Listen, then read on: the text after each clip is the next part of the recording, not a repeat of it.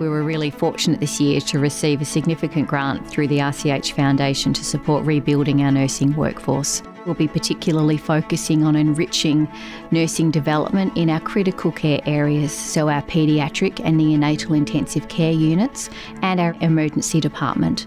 This grant will be an enabler to help us move our nurses into advanced levels of competency in delivering care to our sickest children more quickly than what we would otherwise be able to do. That means we're able to create a world where all kids thrive more quickly than would otherwise be possible. When you invest in nursing, you are immediately improving the quality of care we give to patients and families.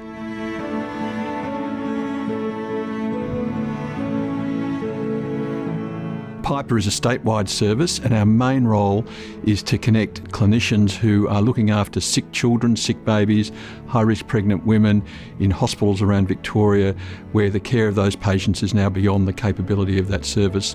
We provide a specialist doctor and nurse team, specialist equipment to travel out to the hospital, stabilise the patient and bring them back to the Royal Children's where they can receive the level of care that they require.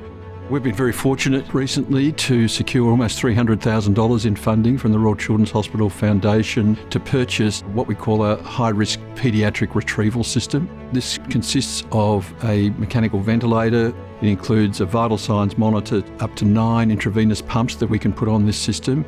The most complex patients we move need heart-lung bypass in transport. That's called ECMO. It's usually only available in a hospital, but we're now able to travel to hospitals and establish ECMO for these patients and then transport them back to the Children's Hospital for ongoing care. So for our patients and their families, it's life-saving.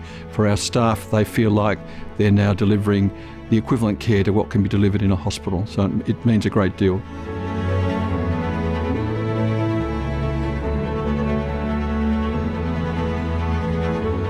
The main purpose of NACES is to implement advanced, particularly brain imaging techniques, to help us to improve the quality of surgical care that we deliver for children who suffer from focal epilepsies and children with brain tumors and also children with other surgically amendable neurological conditions. An important component of our work is to introduce advanced methodologies that allowed us to look at brain MRI or brain imaging data differently to what's normally or conventionally used by the medical imaging specialists.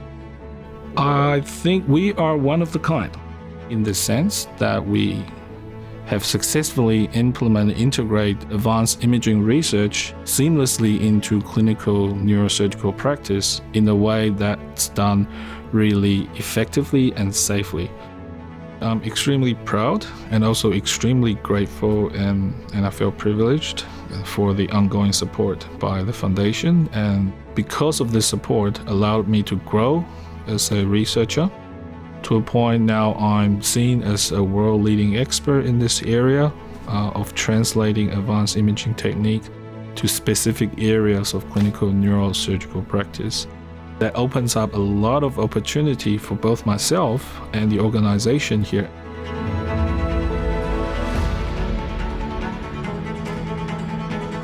Wodja is a culturally safe space within the Royal Children's Hospital where we provide cultural, social and emotional support to our Aboriginal and Torres Strait Islander inpatients and outpatients and community.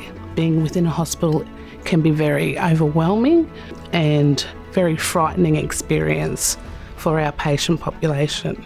We speak to the medical treating teams to be able to transfer that medical knowledge, and we provide a safe space to come and sit somewhere quiet within the hospital where they feel like they can be themselves. Our Wodja Health Clinic is a service that provides paediatric care for our most vulnerable children within the community. We wouldn't be able to do what we do for our Aboriginal and Torres Strait Islander community if we didn't receive philanthropic funding.